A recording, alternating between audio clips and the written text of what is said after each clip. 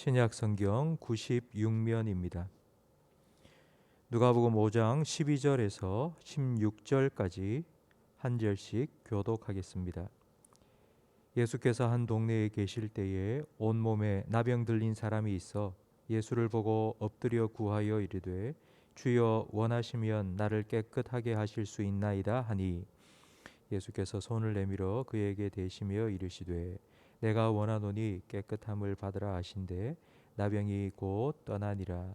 예수께서 그를 경고하시되 아무에게도 이르지 말고 가서 제사장에게 내 몸을 보이고 또 내가 깨끗하게 됨으로 인하여 모세가 명한 대로 예물을 드려 그들에게 입증하라 하셨더니 예수의 소문이 더욱 퍼지매 수많은 무리가 말씀도 듣고 자기 병도 고침을 받고자 하여 모여 오되 함께 읽습니다. 예수는 물러가사 한적한 곳에서 기도하시니라. 아멘. 한 나병 환자가 예수님을 보고 주여 원하시면 저를 깨끗하게 하실 수 있나이다 하고 엎드렸습니다. 누가복음에 예수님을 주라고 부른 사람이 시몬 베드로에 이어서 이 나병 환자가 두 번째입니다.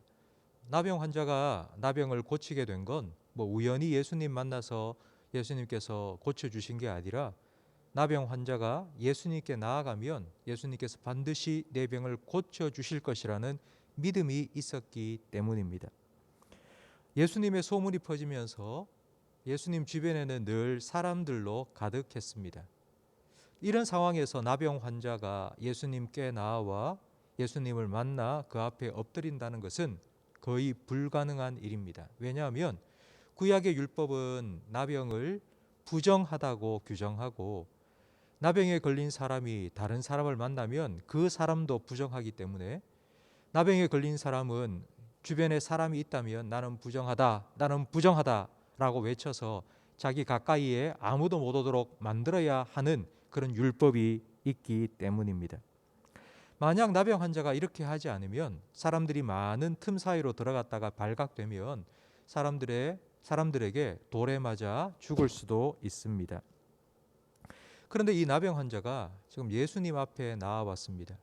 수많은 사람들로 둘러싸여 있는 그 사람들을 뚫고 예수님 앞에 나와 엎드린 것입니다. 그러니까 이건 정말 목숨을 걸고 예수님께 나온 것입니다. 나병 환자는 예수님이 주님이라고 마음속으로만 믿은 것이 아니라 그 믿음을 목숨 걸고 예수님 앞으로 나온 이 행동으로 표현했습니다. 성도 여러분, 우리도 이 나병 환자와 같이 예수님을 믿고 있지만 예수님께 가까이 나오는데 방해가 느껴질 때가 있습니다. 주님께 더 가까이 가고 싶은 마음, 주님을 더 예배하고 더 기도하고 싶은 마음, 그런 사모하는 마음이 우리에게 있지만 주변 환경이나 우리의 여러 상황 때문에 방해받을 때가 있습니다. 우리는 몇 주 동안 온라인으로 예배를 드리고 있습니다. 새벽 차가운 공기를 마시면서 맑은 정신으로 하나님과 약속한 기도의 자리를 지키며 기도로 하루를 시작하고 싶은 마음이 여러분에게 많이 있지 않습니까? 또 주일날 이 자리에 함께 모여서 기도하고 한 목소리로 함께 찬양하며 예배 드리고 싶은 그런 마음이 우리에게 참 많이 있지 않습니까?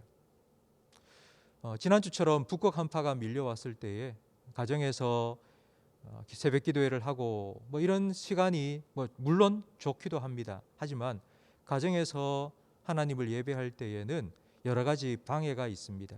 새벽에는 잠이 들 깨서 집중하지 못하기도 하고, 그리고 또 전화벨 소리나 초인종 소리가 들려와서 예배를 방해할 때도 있습니다.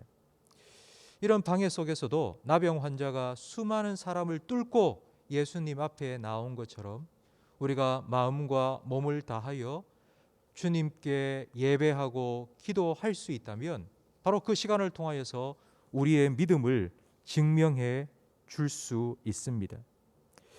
이런 믿음으로 예수님 앞에 나와 엎드린 나병 환자를 예수님께서는 만져주셨고 그리고 그 병을 깨끗하게 고쳐 주셨습니다. 이 새벽 시간 가정에서 예수님을 나의 주님으로 고백하며 기도하며 엎드린 성도 여러분, 예수님께서 여러분도 만나 주실 것이고 여러분의 기도에 응답해 주실 것입니다. 나병이 나은 건 정말 놀라운 기적입니다. 왜냐하면 앞에서도 말씀드린 것처럼 나병에 걸린 사람은 아무도 만날 수가 없기 때문입니다. 이 아무도 안에는 의사도 포함되어 있습니다. 의사를 만날 수 없다는 건 병을 치료받을 수 없다는 뜻이고, 병을 치료받을 수 없다면 나을 수 있는 가능성이 하나도 없습니다. 그래서 이 나병을 천형, 하늘이 내린 형벌이라고 여겼습니다. 이 병을 고칠 수 있는 분은 오직 한 분, 하나님밖에 없습니다. 예수님께서 나병을 고치신 건 예수님께서 하나님의 아들이심을 분명하게 보여준 사건입니다. 하나님이신 예수님께서 이 땅에 사람으로 오신 이유는 죄와 사망의 종로로 타는 우리를 구원하셔서 하나님 나라 백성으로 삼기 위해서입니다. 그러니까 이걸 딱 한마디로 말하면 우리의 삶에 하나님 나라가 임하도록 하기 위해서 예수님께서는 오신 것입니다. 하나님 나라가 어떤 곳인지 요한계시록 21장, 22장에 자세하게 기록되어 있습니다. 하나님의 나라는 다시는 눈물도 아픔도 없는 곳입니다.